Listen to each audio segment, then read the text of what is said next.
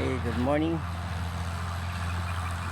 So ito ngayon land prep natin kasi taniman natin ng tubo. Yan. Eskwelahan yan, no? School, elementary school. At ito naman sa kabila yung barangay. Yung barangay, guys. So ginawa nila ito ng subdivision na walang kompletong papers po. Inassume nila. At saka ito naman yung payag ko. Yun. So nag-start tayo ng traktor. Puntaan ko muna yung traktor kasi kunin ko yung baka. Merong baka.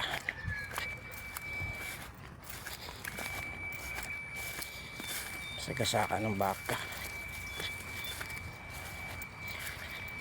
So cultivation tayo. Na-stop to noon eh. Okay ng baka to. Yun, malaking baka oh.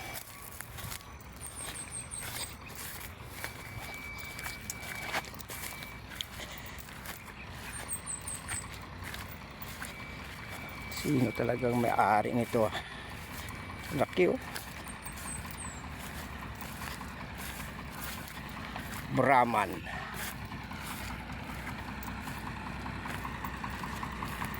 Asa ko ato tigway niya. Apikas. Laki oh. Brahman mura.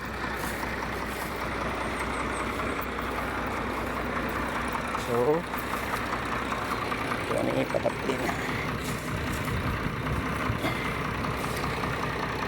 Okay, bigas.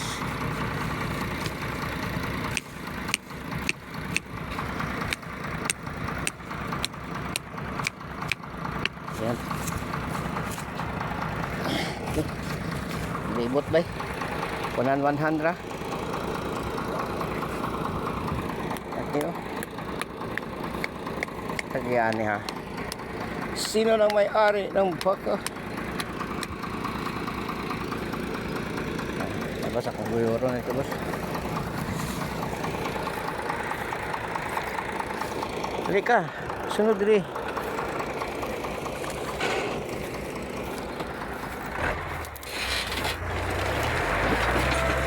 Ayan.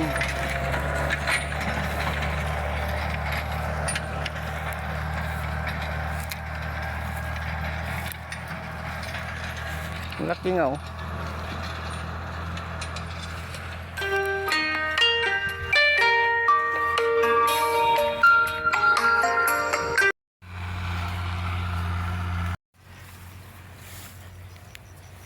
Laki talaga oh. Diyos ko Lord. Pantomora Brahman. Ano baka? Katatakot naman, laki. Ito. Sasakta naman tayo ulit.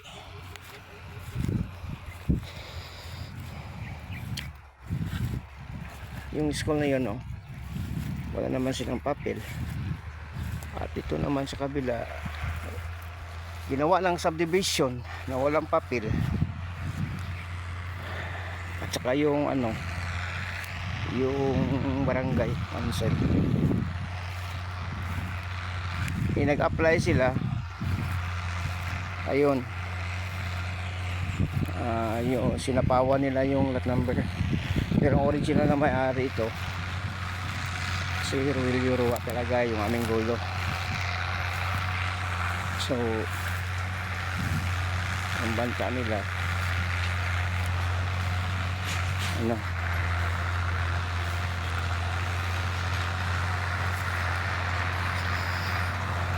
gusto nila kunin. So nakabayad na kami ng tax at dito yung papel namin sa DENR. Iwan ko sa kanila.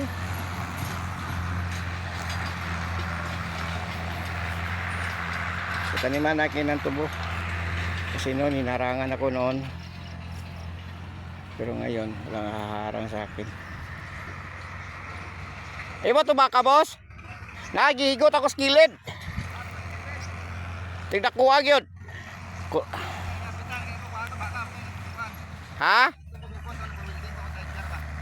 Ako po iguyod kay gani. Atos kilid to sa may kamunggay oh. Wala Roger. Oh. Tubo, ugma pon. Oh. Oh. Sayo daw, basaga daw kuno agahan niya. Nali lang siya, boy. Eh bala Roger si ko bahala pag kwanta sila maglambat-lambat sila bunta. Labat gaya. Human ni karon. Oh, dali man ni karon po kod. Di mo ganin yung bakante pa ya anaan mo karon. Ug gani, ambal ya boss. Tabon ba?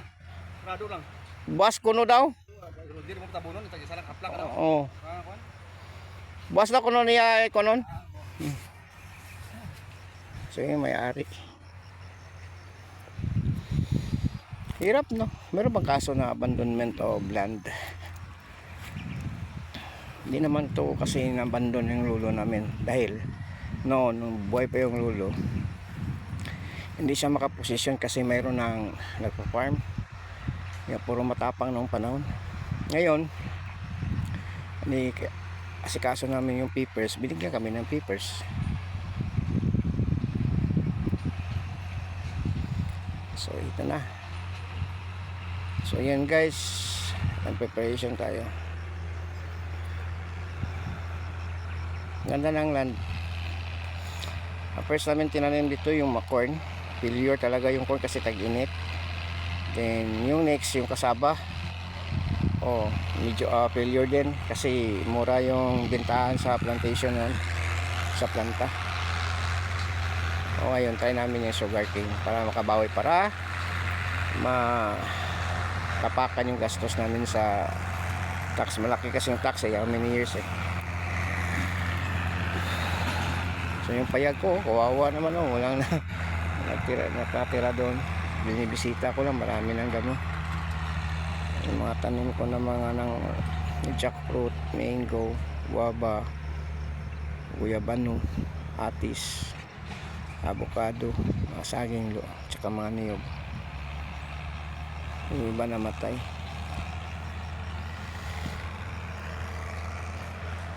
So ito yan guys, farm mode, farm. Okay, thank you for watching guys. Salamat kayo. Thank you so much. Thank you.